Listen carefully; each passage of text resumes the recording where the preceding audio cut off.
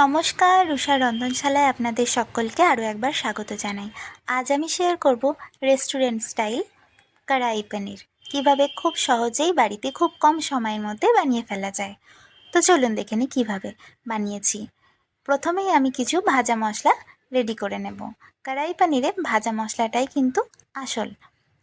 তো আমি এখানে ধনে, জিরে, শুকনো লঙ্কা, এলাচ, দারচিনি আর লবঙ্গ ভেজে তুলে নিয়েছি। ঠান্ডা হয়ে গেলে গুঁড়িয়ে নেব।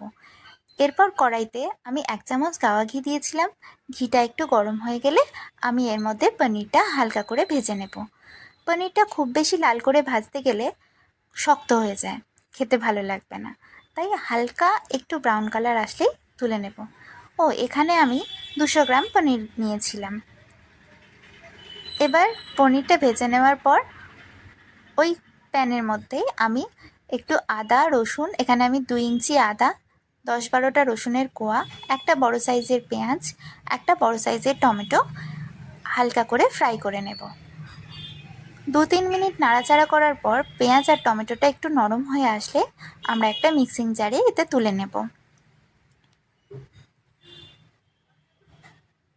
তারপর ওই প্যানের মধ্যেই 5-6টা কাজু আর কিশমিশ আমি ফ্রাই করে মিক্সিং জারে তুলে নিচ্ছি।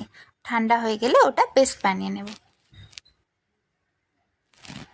এবার প্যানের মধ্যে আবারও 2 চামচ তেল দেওয়ার পর আমি একটা বড় সাইজের পেঁয়াজ চৌকো করে কুচিয়ে রেখেছিলাম আর একটা মাঝারি সাইজের ক্যাপসিকাম ভেজে তুলে নিয়েছি।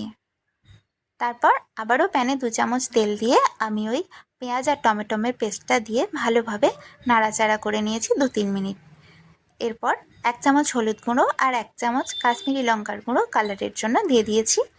ওটা দিয়ে 2 থেকে 3 মিনিট আবারও ভালোভাবে মশলাটা কষিয়ে নেওয়ার পর যে ভাজা মশলাটা গুঁড়ো করে রেখেছিলাম ওটা দিয়ে দেব। ভাজা মশলাটা দেওয়ার পর হালকা আঁচে ভালোভাবে কষিয়ে নেব আর একটু একটু করে মিক্সি ধোয়া জলটা দিতে থাকবো আর বেশ সময় নিয়ে কষাতে হবে মশলাটা। মশলাটা কষানো হয়ে গেলে এর মধ্যে আমি 1 কাপ ঈষৎ উষ্ণ গরম জল অ্যাড করে দেব যাতে গ্রেভিটা খুব ভালো আসে। যে কোনো রান্নায় একটু গরম জল অ্যাড করলে কিন্তু রান্নার টেক্সচারটা খুব ভালো আসে আর টেস্টটাও অনেক ভালো হয়। এবার গ্রেভিটা ফুটে উঠলে আমি এর মধ্যে পনির আর পেঁয়াজ ক্যাপসিকামটাও দিয়ে দিচ্ছি। সব কিছু দিয়ে একটু নাড়াচাড়া করব 2-3 মিনিট। এরপর এর মধ্যে আমি 1 চামচ ঘি আর 1 চামচ গরম মশলা দিয়ে দিচ্ছি। দিয়ে একটু মিশিয়ে নিয়ে আমি এর মধ্যে 1 মুঠো ধনেপাতা দিয়ে দিচ্ছি।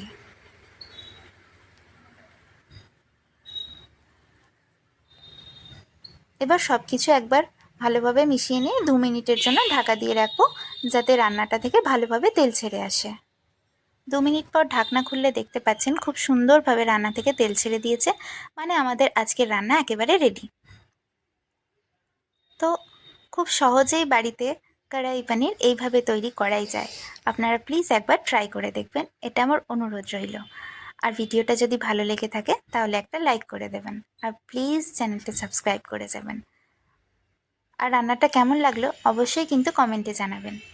এতক্ষণ দেখার জন্য ধন্যবাদ।